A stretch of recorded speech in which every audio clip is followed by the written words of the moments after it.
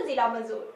तरीक पेशी पर आया संगीन मुकदमात में मुलविस मुलजिम पुलिस को चकमा देकर रफो चक्कर होने में कामयाब। मुलजिम असगर मुकाम वाटा पर मुबैना तशद्दुद, फायरिंग और दहशतगर्दी जैसे संगीन मुकदमात में मुलविस था। पुलिस ने मुलजिम के भाई और 2 पुलिस एहलकारों को गिरफ्तार करके मुलजिम असगर की गिरफ्तारी के लिए मुख्तलिफ मुकामात पर छापे मारना शुरू कर दिए हैं। इस हवाले से रिपोर्ट देखते हैं शेख माजिद की।